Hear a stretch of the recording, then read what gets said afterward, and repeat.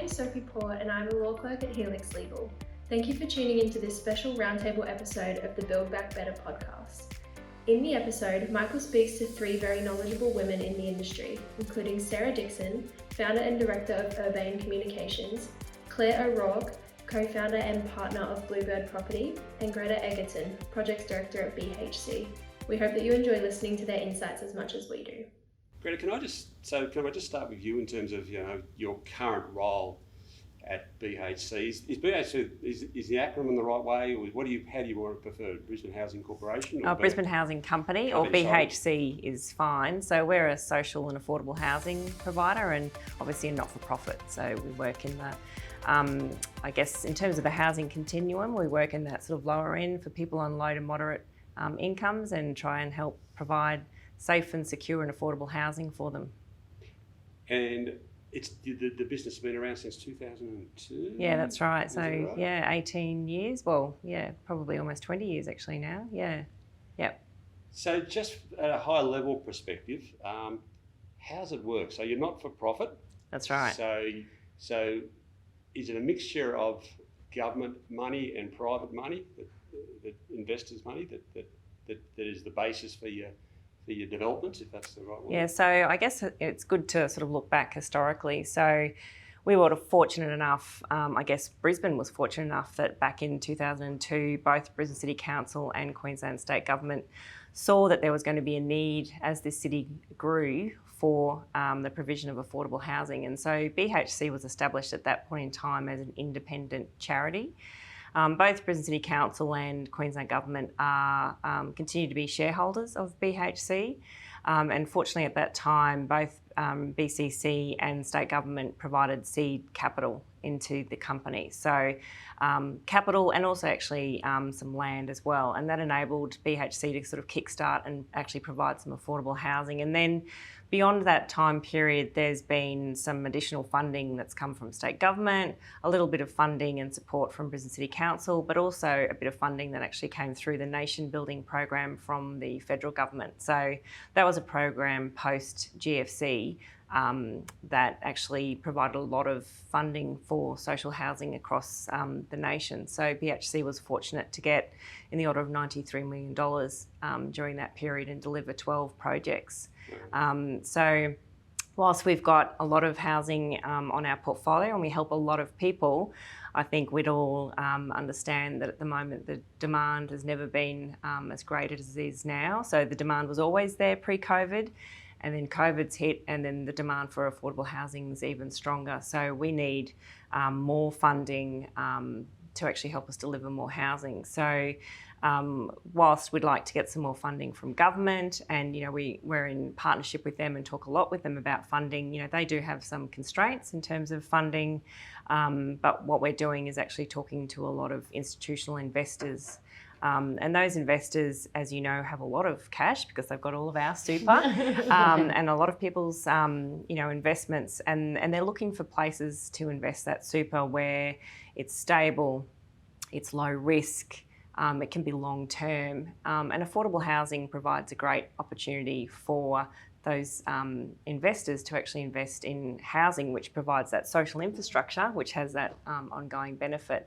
At the moment, in Australia, there hasn't been a lot of investment in affordable housing by the institutions, and in actual fact, those funds have actually been investing in affordable housing offshore.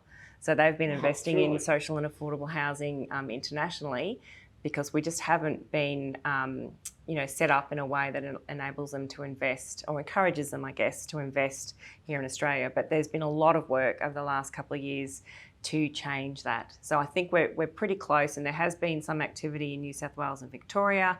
I think we're pretty close to cracking that nut. But it goes without saying that as a social and affordable housing provider, we're renting to people at a discount to market, and I guess, we're providing subsidised rent.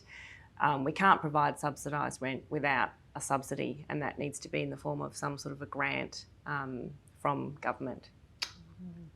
So from a mixed perspective, so Claire and you might have something to say about this. I would think from a developer's perspective, all aspects of housing or accommodation need to be sort of addressed. It's like if affordable housing is such a critical issue, it doesn't play well for the not just the individuals concerned, but the market itself, if I'm making sense. Yeah, that's right. And like there's always, you can't just be making homes for rich people as much as, they're one part of the market. There needs to be that diversity of housing choice out there for people, whether it's single women, single parents, for uni students, for people that are retired. There just needs to be housing diversity and housing choice out there in the marketplace. And it's got to be a variety of product, not just pricing, but in terms of typologies as well. So I think that's something that as developers we're very much aware of, that you can't just be building 2-bedroom units everywhere, because then you're basically turning your back to sort of 50% of the market. So it's really important to have family housing in apartments. It's important to have 1-bedroom studio. And I'm a big fan of having more family housing out there. As a young mum, I like the security of living in an apartment, but there's just you don't really have that choice out there at the moment. It really is kind of more focused on that 1 and 2 bedroom type product. So that's something we're definitely trying to push for in terms of housing diversity and product choice. But I think the work that Greta and BHC do is just serve such a vital part of the market, because obviously developers are always going to be led by profit and chasing returns to cover that risk. It's unfortunate that that's just the way that we're all capitalists and that's the way it's set up, but there is that missing part of the segment, part of the market that does get overlooked, and BHC really do a really good job in backfilling that. And I went to a presentation with BHC the other week and they talked about their first project, their latest project finishing, and I guess just the number of people, the wait list for that building was huge. And it was a product of, was it 40 units? So 32 apartments, 8 of which we could rent to key workers. And we had a wait list of 200 after the first weekend of advertising. So unfortunately we couldn't house those 192 people that actually desperately wanted housing.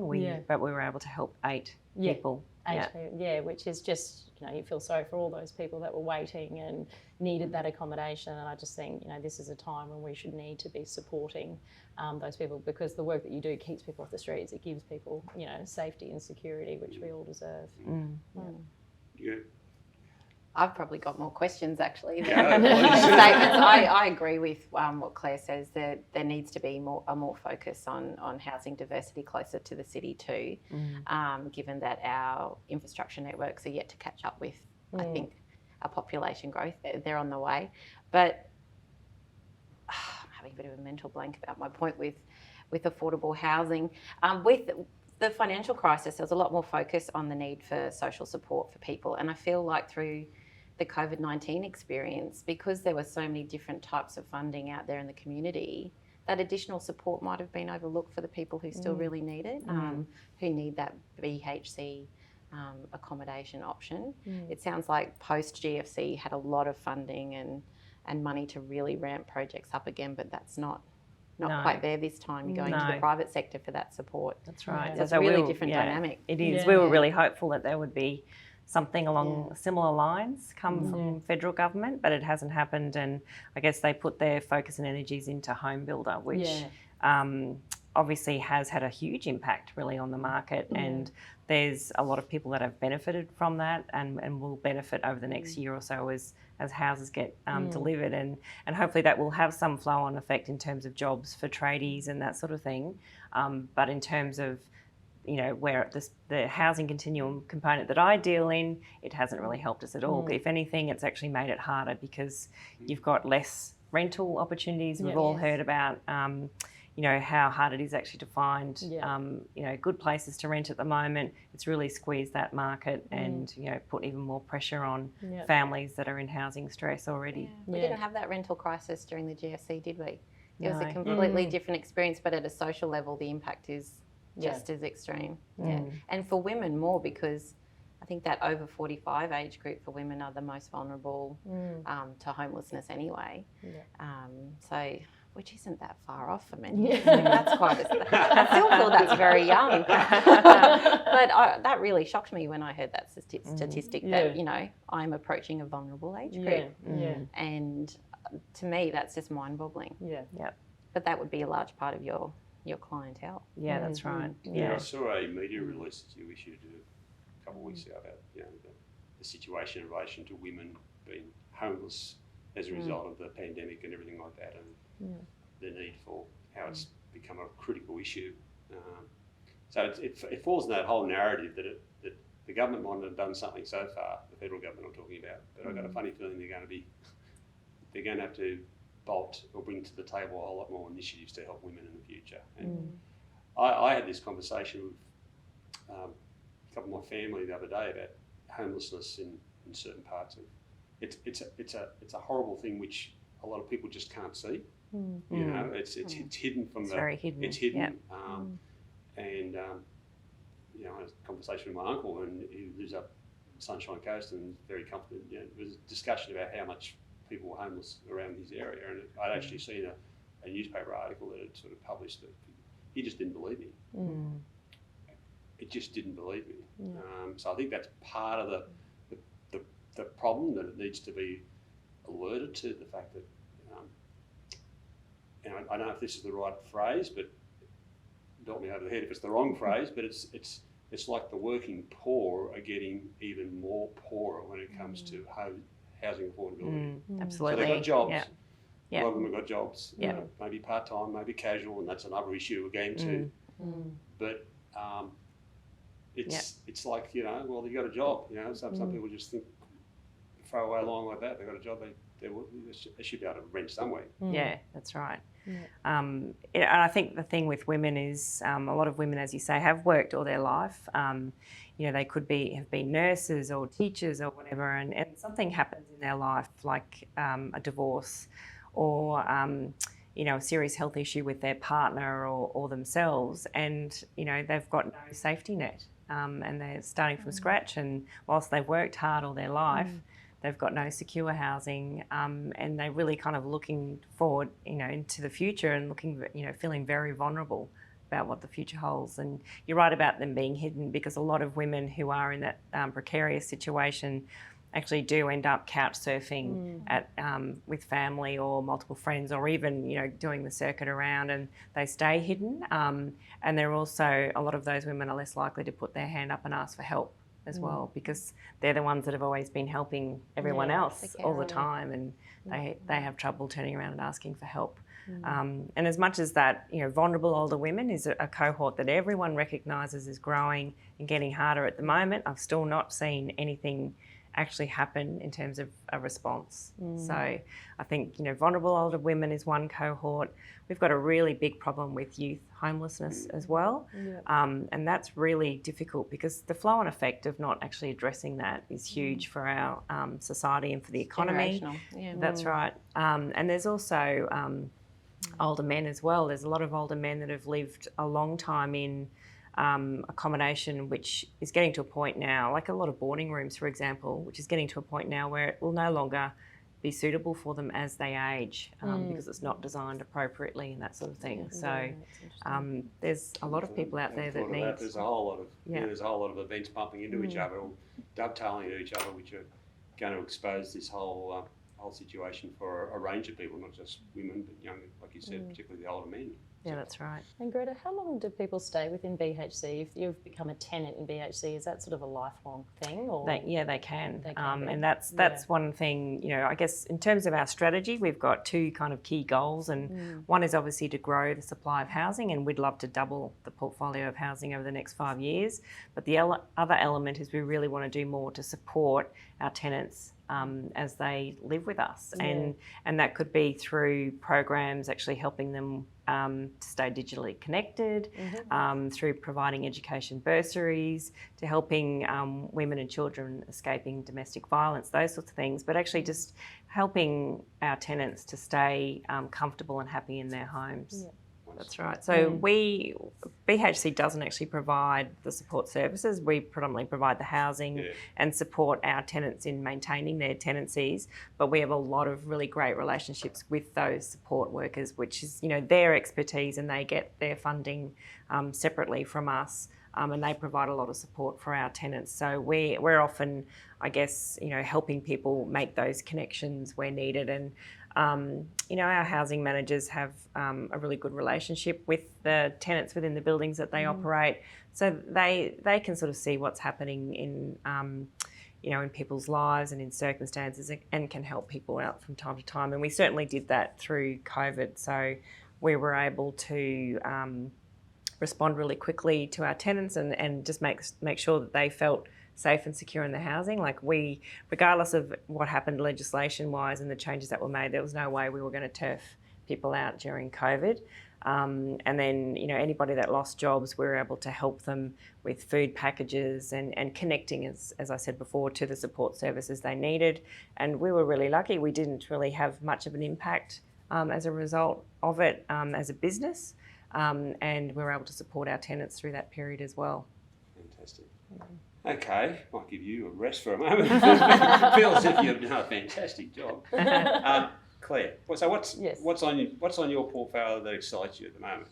And leading into that, so question without notice. Yes. Sorry about this. No, go for it.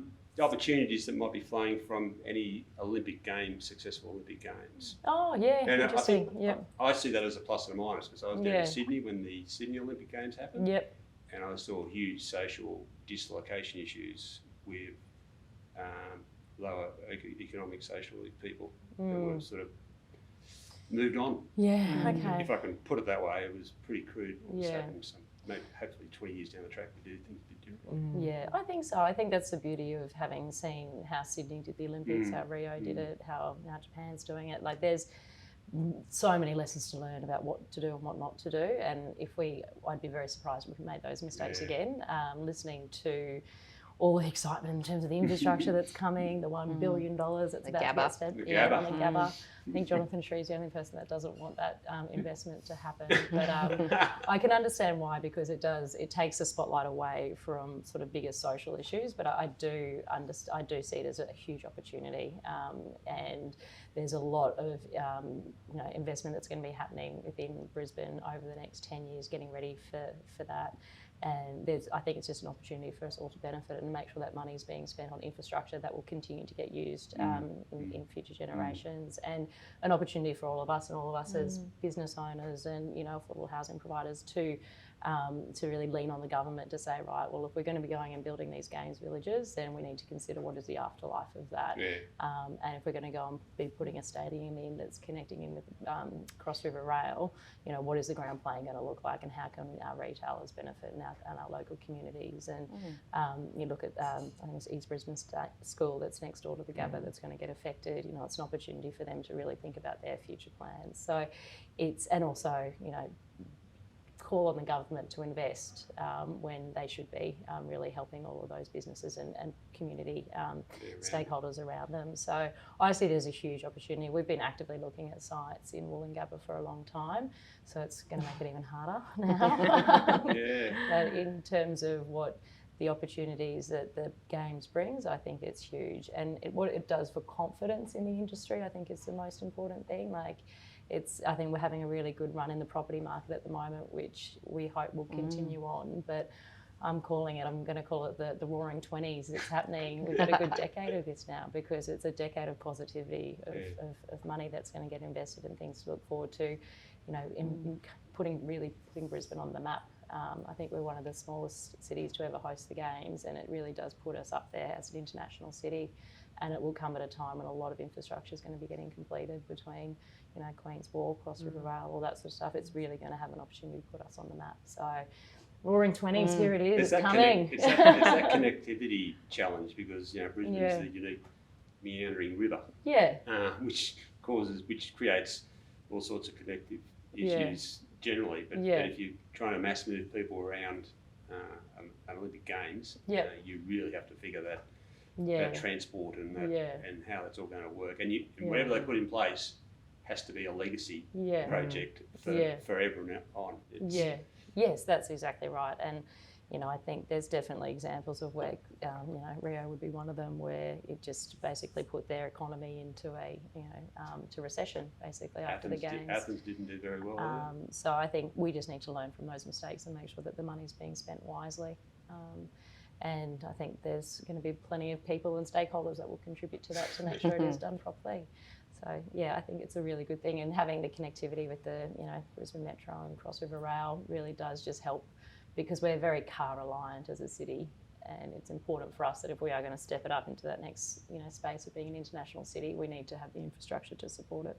We're talking about cars, which is probably going to not be an issue when I was talking to Jen Williams from the Property Council the other day, she said, so this is definitely a COVID hangover, so to the extent it ceases to be a COVID hangover, I don't know. Tuesdays, Wednesdays and Thursdays, more cars on the roads in Brisbane than there was pre-COVID. Yeah.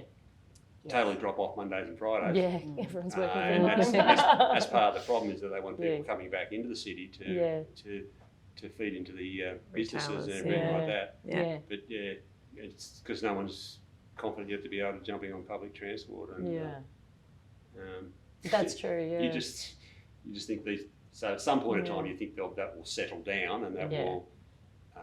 I'm not too sure whether or not the CBD will ever return 100% to what it was before. Yeah. It's one of the challenges, but cars in Brisbane. It's a challenge. It is a challenge, and especially when you've got a council that's increasing car parking rates rather than decreasing. And is that what they're doing?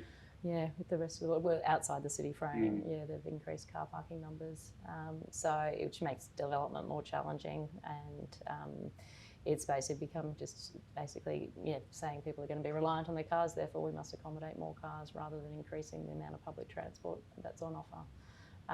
So I think I feel like as a city we're going backwards when it comes to green transport by promoting car activity.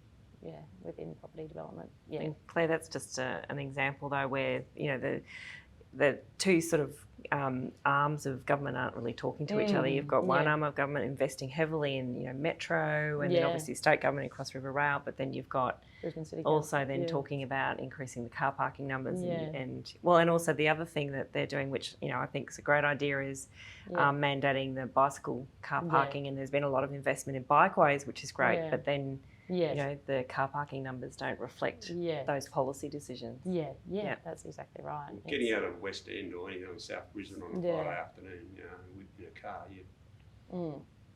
it's hard yards. Yeah, that's exactly it's right. just hard yards, and it's going to get harder and harder as more units get built. And and they should be encouraging people to be looking at other modes.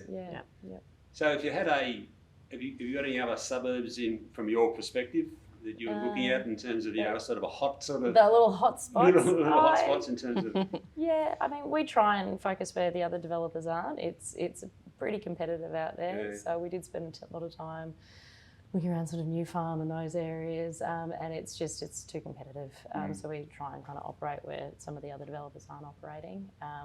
We have just picked up our first Bluebird joint venture, which is quite exciting, with a landowner, and that one's over in Highgate Hill, in that sort of south Brisbane area. So that's an area that I really love at the moment. Sort of Highgate Hill is really lovely. And then other areas, I mean, we're always focusing around major transport networks. Anything that's got good public transport is really important. Anything on a major arterial, that has just got good access to amenity is really important when we're acquiring new sites. So people want to have that good walking distance to the shops, to the bus, close proximity to work. All of that's really important. But we kind of operate within that 10k radius, 10 to 15k radius from CBD. We do a bit of work up on the Sunshine Coast. That market's been really strong the last 6 months. We've sold out of our product up there. And also working on some projects down in the Gold Coast as well, which just seems to be unlimited demand for property. The growth in the Sunshine Coast, that corridor, that Bruce Highway corridor is mind-boggling. I was talking to the local federal member for Fisher, Andrew Wallace, the other day, and he's been in Parliament for 5 years. And he expects by the time either the next federal election or the next one after that, there'll be a second seat up there. Oh, really? There'll be a need for a redistribution. Yeah, there's that many people. Because that many people. and he's campaigning for Yeah. improved rail tram linkage corridor up there and that sort of stuff. But Yeah. it's until you get off that highway Yeah. and see what's happening Yeah. around before Caloundra or around Caloundra sort of stuff. It's mind-boggling. Yeah. Look, the Golden Sunshine Coast has been the biggest winner out of COVID. They've just had a huge amount of demand, particularly from interstate coming up. But it was. I think it's going to continue to grow. I've also heard Toowoomba's going really well. Yeah, going really well, and also that they've got a big issue with land supply at the moment as well. Yeah. We've got working on a project out just outside Toowoomba in Highfields where just can't. I used to live there. Did you? Yeah. Can't build it fast enough. Just running out of stock. Yeah, it's quite incredible. Yeah.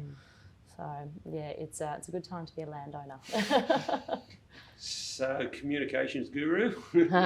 Good time to be a small business too. I thought I'd never say that. Yeah. We founded Urbaine just before COVID hit. So early 2020 is when we hit the ground. And I thought, gosh, what have we done? We've just started out on our own just before a pandemic hit. And Queensland has been, it's just been an unbelievable experience for our sector too, apart from that initial shock that we all went through and a little bit of day drinking. I think once we got through that haze, there was so much opportunity. Very good for creative writing. But now even 2021 has, I think everyone was so determined that this year was going to be completely different. There is a bit more confidence with projects pushing forward. So for a small business, we're pretty excited and looking to grow. And the Olympics opportunity too, I think, as long as, those type of rare opportunities for a city, as long as they provide the opportunities for all the businesses, for everyone to benefit, rather than just a few. That's right. And there's real legacy, what I call legacy projects. It is. Nothing should become a white elephant out of it. Yeah. And Sydney's still got that. I would argue that Homebush is not. And that original stadium configuration stadium's been redone over a couple of times. Yeah. So I think they're looking at the Gabba maybe settling around about 50 or 52,000. But that's great. It's an existing established sporting precinct that they are. That is essentially being upgraded to meet the needs for God knows how many years after the Olympics, rather than finding a site so far from the city that just becomes immediately isolated post the games fever. I think Brisbane's just embracing it and saying, how can we make this fit into our culture and our lifestyle? So I like to think that for all aspects of every business and industry, there's opportunity. That's true. So from your perspective, what are the blockages? What are blockages that you're seeing in terms of development or what's currently sort of gets up your goat? At the moment, I think it's nice kind of coming back into consulting and seeing, after being in-house for so long and seeing what the small guys, the new hungry guys are doing in the industry versus the real kind of middle and top tier. It's nice to see greater respect for community views and engagement. I think it's not just a tick box now. We like to think we share similar philosophies to Claire and her team that you need to genuinely connect. And I think that urban design is a lot more future focused. It wasn't just COVID that made us think about our green spaces, but that's just sped things up a lot more. It's made people's standards a bit higher. We're really choosy about our suburbs. We look at everything so differently now. The traffic, I so thought it would remain beautiful after the lockdown, but you're right, it's terrible. I, for one, work on Fridays because I love that Friday knock-off feeling. I would not want to be at home on a Friday. I like to go out for lunch and kind of have that feeling that we're knocking off for the week and celebrating. It's the best day of the weekend. I think more people should join me and just come into the city and support those restaurants. But in terms of development, I'm just trying to think. I'm really excited about this new generation of developers. They are doing some really incredible things in the affordable space and the sustainability space. I think they have a mindset that why not? So their approach isn't so cookie cutter. It isn't as conservative as others. And community is one of the ones that Claire's been working on, and they're incredible. There's a lot of, I guess, prestige being a luxury developer, but I think there's a lot of incredibly rewarding feelings that come from being an affordable developer. And you're really tapping into a market that will always be there. Luxury markets come and go with the cycle, but the affordability sector will never go anywhere. And I think that's where the innovation is, and that's what we like to see. So while we love our luxury clients, don't get me wrong, I think, and that's a special space to work in, I love seeing the innovation in building products and in design and in solar, and actually let's stop talking about it and do it. And if we don't get it right, the next project will be better. So that's what developers need to get ahead of that curve now, because their clients and their audience is becoming so much more knowledgeable in terms of climate change, and they're just not going to put up with it anymore. We need to see that people care about their impact and their footprint that they're leaving. And a client cost that of living cost of living is really important. So a client that we share is really trying to sort of push the boundaries in terms of that from a sustainability perspective. And as an organisation at Bluebird, it's something we're super passionate about in terms of sustainability. And we've got our sort of sustainability framework that we work to as an organisation, and we really encourage our clients to get on board as well, because it'll be 2 seconds and the market will turn and everyone will just expect it. And if you're sort of doing a sort of a, want of a better word, made in China product versus a sustainable product, then people will make that choice towards the better, more sustainable.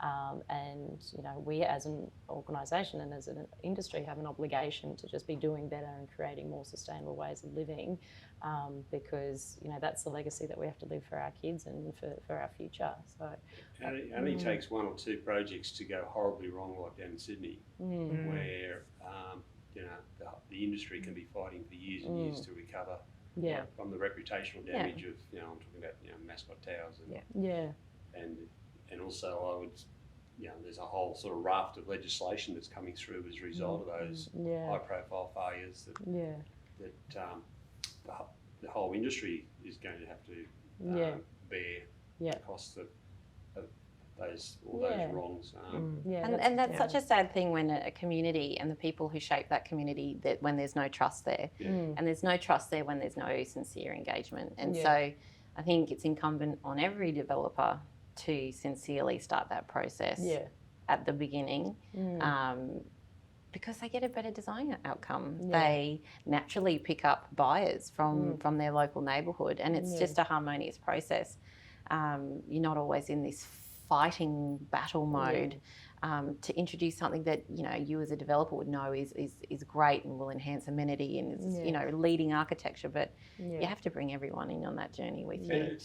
That's great. Call me a dreamer, but it's like I don't understand how if we all talk about wanting the communities to be more interconnected and people becoming more interconnected and aware of everybody else more, well then that community should be able to have good social housing, good affordable housing, and a mixture of more sustainable, boutique-y and sustainable. It's choice, isn't it? And the community embraces that mix. It shouldn't be, you go to war, one sector goes to war when some social housing is proposed. It's the conversation that everyone has to have at a community level to understand that it's actually this is diversity. If you want diversity, well then you've got to sort of live diversity. And diversity is understanding and getting on with everybody from a range of backgrounds. The podcast I did this morning, I thought of one of the things you said back to me in the in relation to the Facebook Live last year was engagement, early engagement. So this person, Felicity Fleury, is by an engineer, and she did a lot of engineering work around Brisbane, including a lot of major road stuff before she moved on to do her own sort of personalised gig at the moment. But she was responsible for the tarring of the Gap Road, the between Kenmore Gap Settlement Road. Well, no, not Gap Settlement Road. Gap just Creek Road. The Gap Creek Road, Yeah. The old back way. And I lived in the Gap at the time. And I lived in the Gap at the time. And it was such a divisive community issue because a lot of the old Gap people wanted it to stay rough because it stopped the communication. It sort of, you know, it was... Stop the rat run. It stopped the rat run, but it also meant that we could control who comes into our special place, you know. It was less... So, and she said that eventually they had to, you know, they did a lot of community engagement and made a lot of changes to, you know, slowing it down and everything like that finally got everybody on board.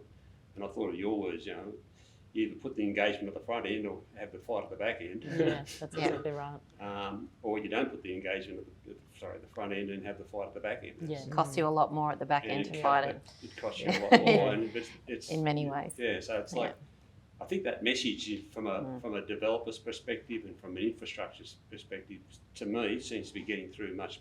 Yeah. That people are genuinely, you know, if they've got a big project idea in their head, they understand. Well, we've got to consult. Yeah, exactly. You just can't knock that down in the middle of the night and propose something to go up. And that's something we're definitely seeing a lot more with our clients now. Like community engagement isn't just about the public notification period where you've got your statutory timeframes where you've got to notify people for 20 business days.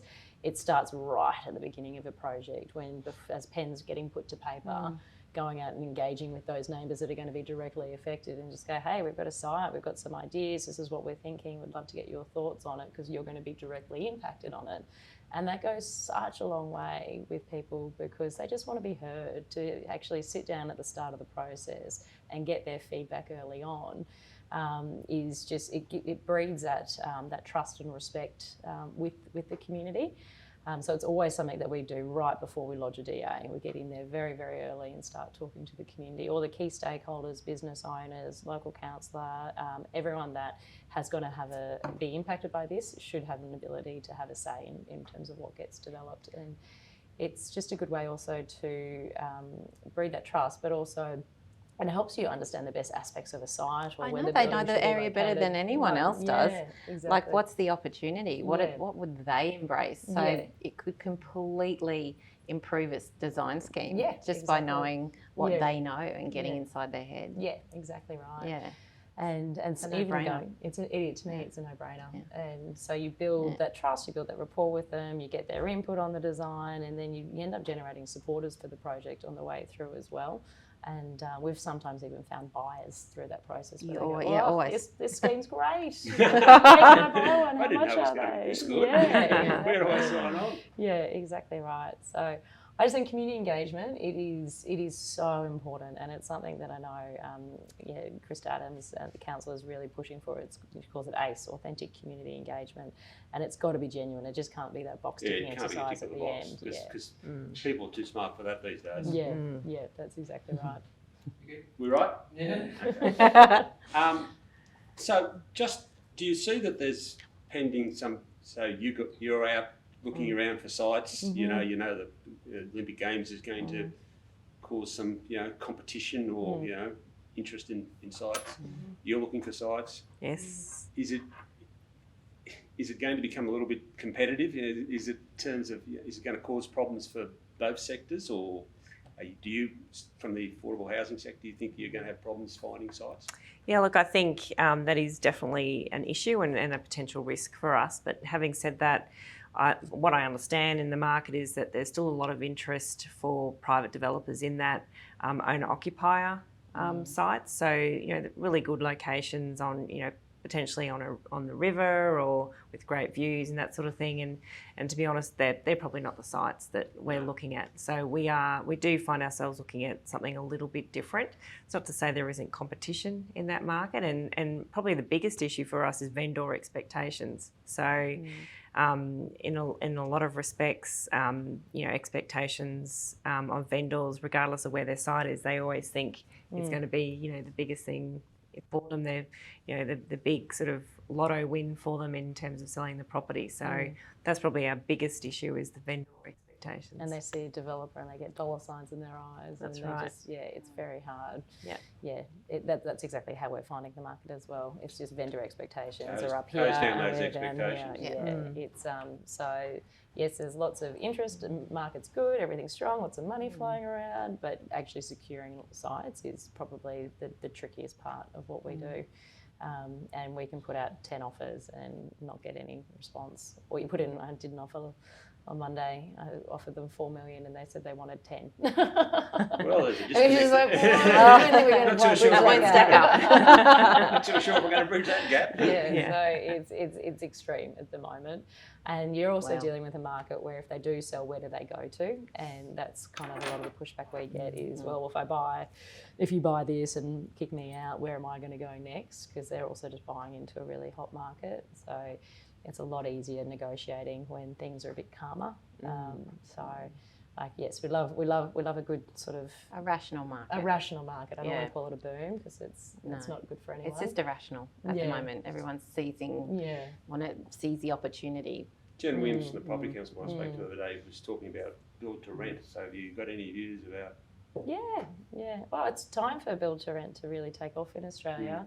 It's been well accepted over in the UK and the US, and I feel like we're a little bit further behind them, but it will catch up. Yeah, build to rent's happening. I think we've got Fraser's Property and Mirvac have secured that first subsidy from the government, which is great. And I think they've lodged their DAs in getting ready to do those projects. And there's lots of other developers out there looking at doing it as well. Yeah, I think But ArcLife are pretty close to finishing their project. that's correct. New And Farm, then- and they've got another one Yeah. South Brisbane Yep. as well, which is huge. Which is huge. I think Pelicano are doing Yeah. one. Yeah. There's, it's happening. It's a growing part of Because the market. we're lagged well beyond what's happening overseas. Yeah, well behind. I have Is to it say because that the taxation. It's the GST is GST, the land biggest issue. tax. Yeah, it's where our taxation system hasn't been set up for it. Has been the biggest issue. Yeah. Yeah, I have to say that BHC has been doing build to rent for Yes. 20 I was years. about to say that. I know, Pioneers. I know. Yeah. Pioneering. I've Yeah, always wondered that. It's touche. Everyone's finally catching on. That's yeah, right. exactly. So just if you've got a highly motivated, personal, socially conscious person who wants to, do they have to hook into the institutions to be investors? Investors in social and affordable housing. Look, I think there's a lot of organisations, like us, that we would be happy to accept donations, and we do from time to time. So if somebody wanted to do that, that's great. But in terms of actually investing to get a return, then yes, it's probably have to go through a super fund. And there are funds that are specifically set up for social infrastructure within various different organisations. So yeah. Okay. So let's, and I'm conscious of the time for you. Yeah. Let's sort of get into the sort of broader issue in terms of diversity issues in the broad umbrella of the building and construction industry. And it's obviously talked to a lot of people from the building side of things. But as you three reflect different elements of the industry, you're all feeding into the industry. And the engagement or the involvement of women is just diabolical at all levels. 3% of tradespeople are women, 12% global in terms of, if you look at all professions in the industry, in terms of the professionals as well as the tradespeople, is women. So, from your own personal perspective, have you got any views about how this issue can be addressed from a, so this doesn't necessarily have to be from your own, wearing your own sort of individual hats at the moment in terms of your passions and your gigs and everything like that. But I don't think there's a person where you'd have to be a rock, male or female, who hasn't been moved by the last couple of months of the conversation. I just can't believe it.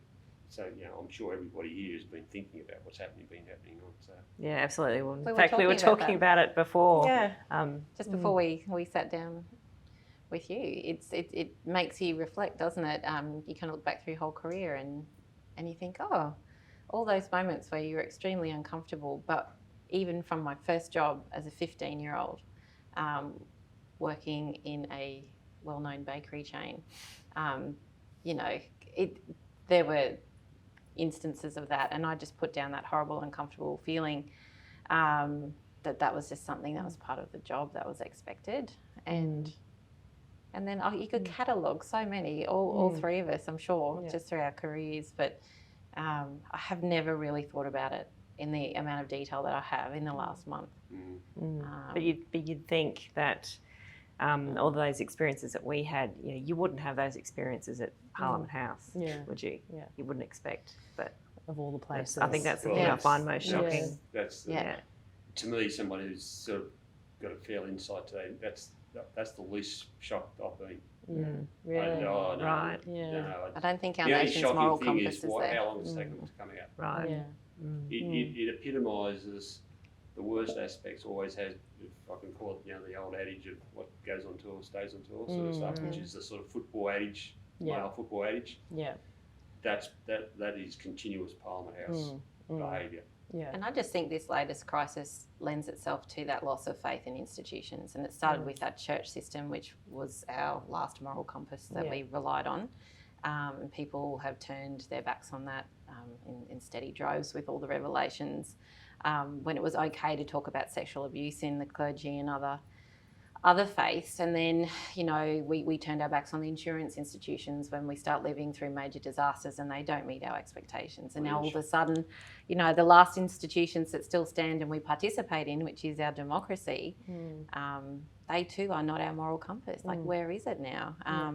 And I think we're finding that closer to home, like in the very last places, like our family units and our communities, which is why I know I'm passionate about the way our communities are shaped, and why we rely on these little hubs, because more and more in places of power, everything is corrupted and on some level. Innocence, trust, values. It's really sad and another embarrassment for Australia on a national footing, international footing. I totally agree. Yeah. But the one good thing to come out of it is that people then see that you can have a voice and it's okay to say no, and to pull people up on it and go, that's not acceptable behaviour. And it's good to have those sorts of role models out there now, making a stand and stirring things up and just saying we're not going to put up with this anymore. Yeah, we do have a generation that's very that's found their voice. It's like when the school kids in the US started being very anti-gun, which is a really difficult stance to take in a country like that. And then our young generation, there's a lot of hope there when you've got Brittany and Grace, and they're too well known, but two of, I would say, hundreds of thousands. That's it. They're just the ones who've been brave enough. They're prepared to go to battle at great expense to themselves, but they're doing it on behalf of everybody else that they're doing it on behalf of. That's correct. Brittany Higgins and the way in which it just also shows, I think it gets back to the communications issue, is that if you're an effective communicator these days, you can avoid the mainstream media. Now, Brittany's got her message out through just being Brittany. Yeah. She hasn't had to sit down and do talks with shock jocks or social media is basically. She had one powerful moment and followed it up on March for Justice. And a lot of brave moments in between that. A lot that. of brave moments, but she didn't have to she pedal. hasn't been constricted by having to. No. She's mapped it out herself. She's found a voice. And it's her free will. It's her free will, and no one can clip her. The old traditional ways of being able to sort of corral people and shut down conversations. You can love it or hate it, but social media really has meant that can't happen anymore. You can get your own voice out there. It's and I think about it all the time, Janelle, and I think about it all the time in terms of our little business. Like our business represents a convergence of the construction industry and the legal industry. God, two of the worst. Male-dominated, chauvinistic. With all the issues, the legal industry's got enough issues associated that's coming through different aspects, and then you've got the construction industry, which is so male-dominated. So the responsibility that we share, or I share, in terms of the young people that we bring into our, particularly the young women. Yeah. I feel it very much. I feel responsible to make sure that this is one of the reasons why I do this sort of stuff. Yeah. Is that it's not just a benefit for the broader community.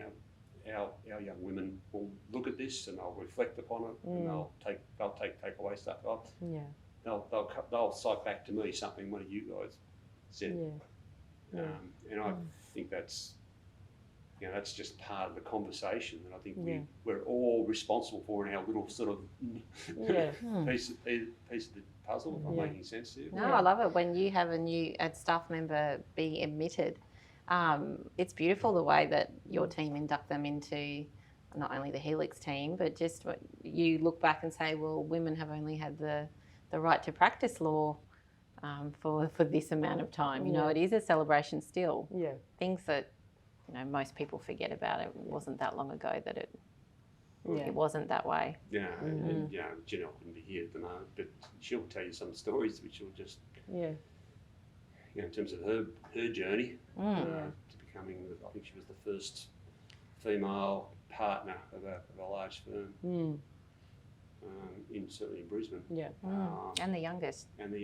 Yes. Wow. So, and then the hat that she wore through Narwick and things like that. Yeah. So it's incumbent upon all of us to assist these younger people, make sure they get a fair go. Yeah. There are good role models in our industry, in the UDIA, in the Property Council, and other industry bodies in design, and the Green Building Council of Australia. There's a lot of female leaders in our industry bodies now who I think are the people who advocate for us at political tables and other areas. And I think they're good role models for women wanting to enter the industry. I've just recently joined the Diversity and Inclusion Committee with Property Council. So in this term, they're not only looking at women involvement and other aspects of diversity, but also the role of Indigenous culture in our industry as well, and making sure that we're looking at all the elements. So that's fantastic. That's great. And that's awesome. But I think we've got wonderful role models. Yeah, and I think that's really true. And it won't always be the token women at the table. Yeah. It's definitely getting better, but I think it's still got a long way to go.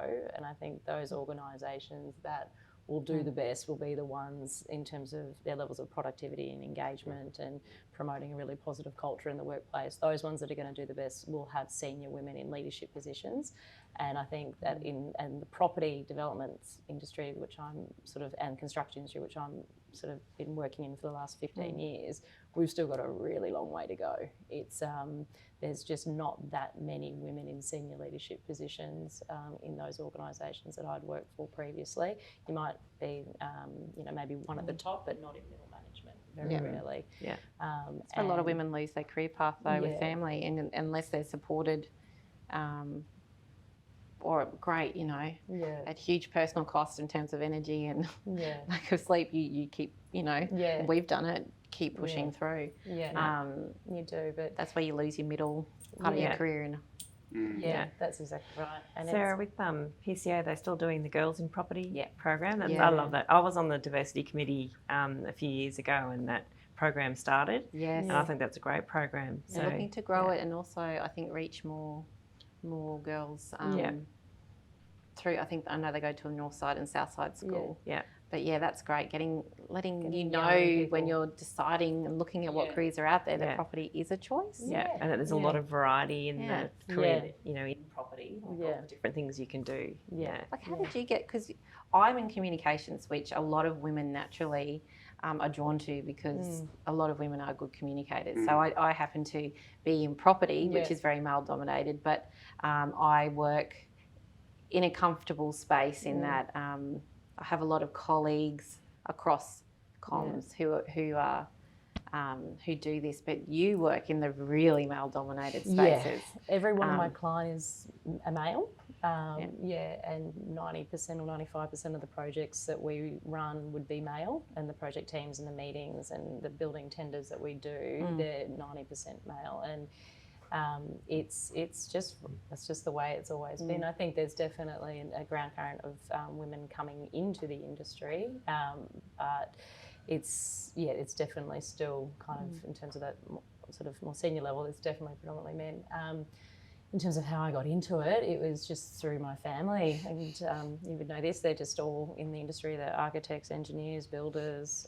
So kitchen table stuff. Yeah, exactly. Town planners, like I just grew up in it, so it was just kind of the logical step to go into it. You're growing up to support a certain football team. Yeah, that's right. That's you right. haven't got much choice. So yeah, everyone in my family, I'm one of 7 kids, they're all involved in the property industry in some sense, or have married people that have been in the industry. Yeah, so you'll get the girls, must be fun. Yeah, exactly. You come meet and join them. That's how it happens. Look at my DA. Yeah, exactly. Yeah, that's what you're talking about. What do you think of this design? I like your DA with this DA. But I think there is definitely benefit in having that diversity when you are in an organisation, because people, if you just keep having that sort of similar type of thinking, I think if you've got one type of person, it turns into that group think where everyone just starts agreeing with each other.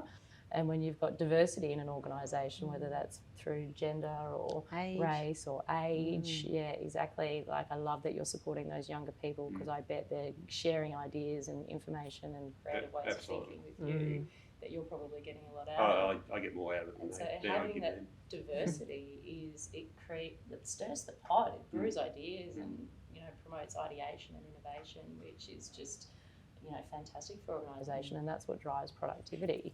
If you've only got sort of one type of leader at the top, then they're only going to attract one type of person, and that's going to stunt your growth. You just end up seeing life through the same prism. Exactly. Like this is what does my head in about. I don't need more of me. Yeah, that's right. Me is too much of me. Yeah. It's the other skill sets that other people, particularly women, bring to the table that I haven't got. Yep. That I want to be able to collaborate with. I don't want them to do it for me, but I want to learn from them. Yeah, that's exactly right. One of the things that Rad Miller-Desick said to me, and I'll just ask you to maybe we'll reflect upon this as we go around the table with views. I asked her if you had your time again. So she started as a chippy in the 1980s. So you're talking really wild west times. And I said, if you had your time over again, what would you do differently?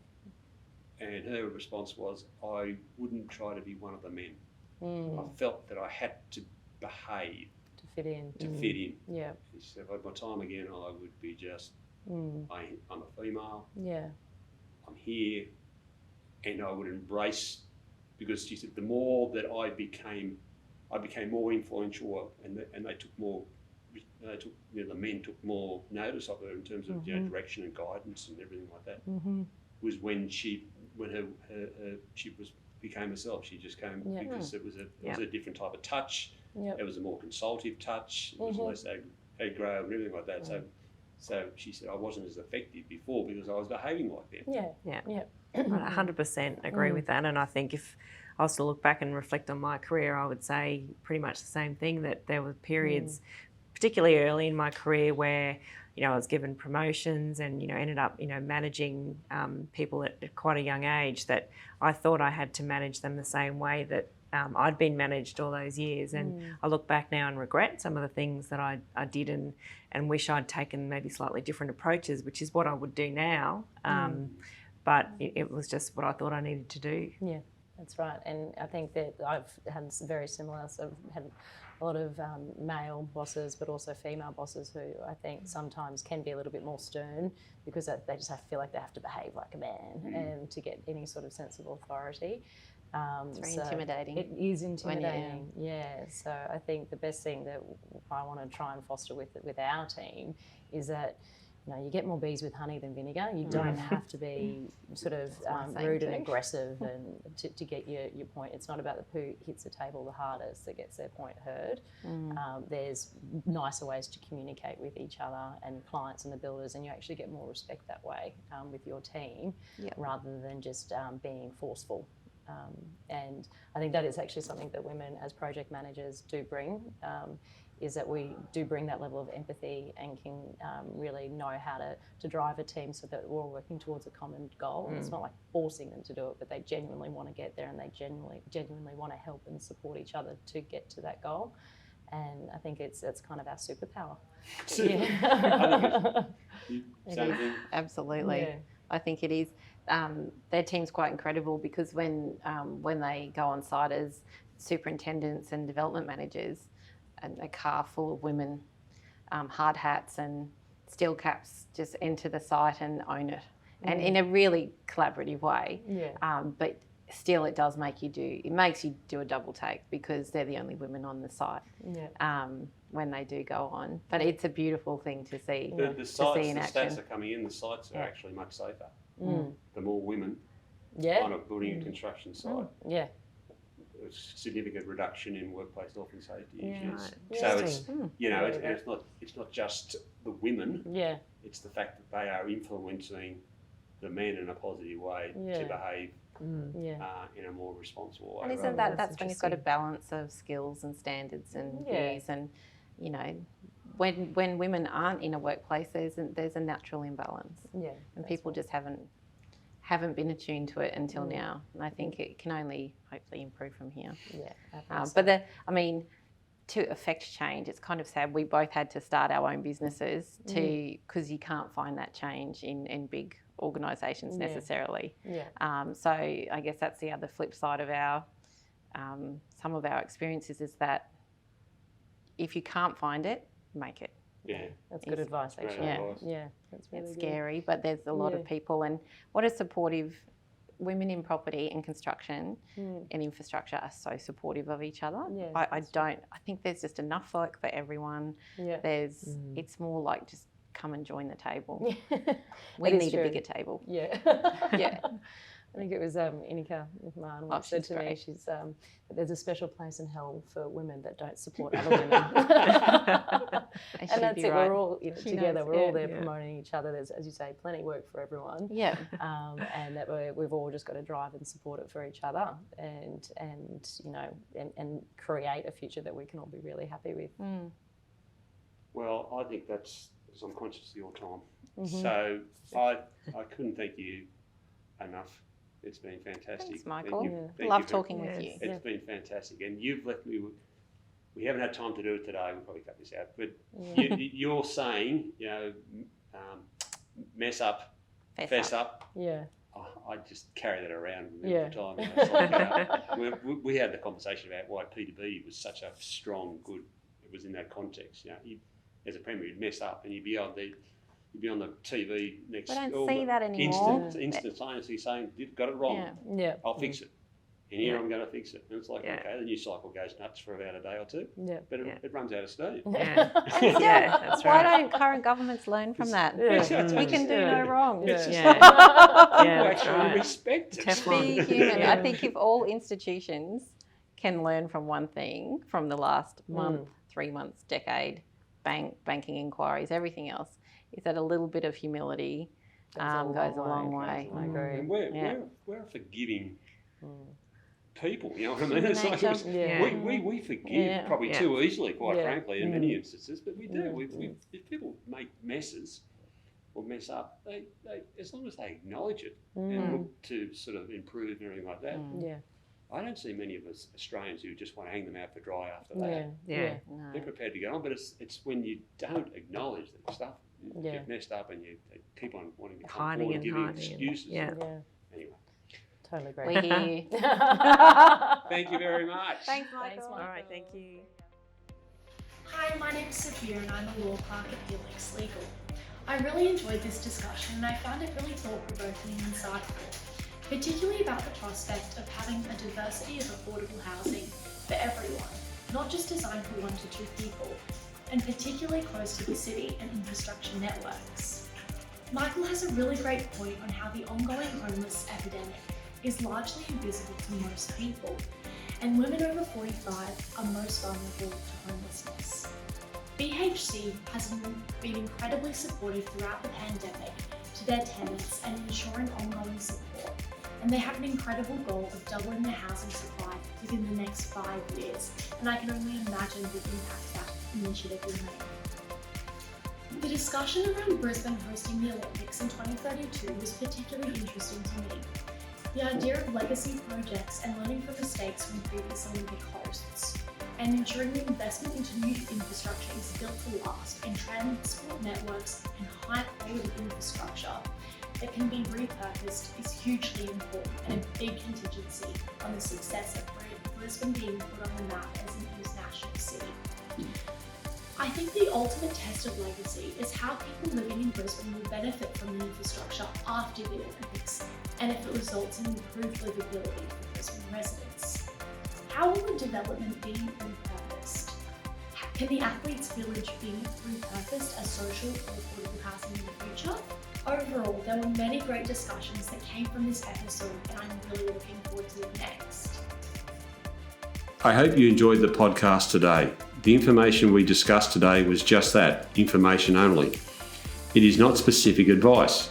As you have heard me say many times before, I'm not a lawyer and none of what I say is legal advice.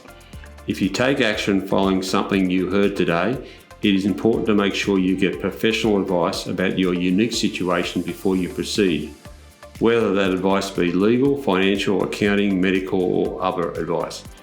Please reach out to the Helix team if you have any questions or if there's another topic you'd like explored. And if you know someone who might benefit from the show, remember to tell them about it or point them to our Instagram, Facebook or LinkedIn.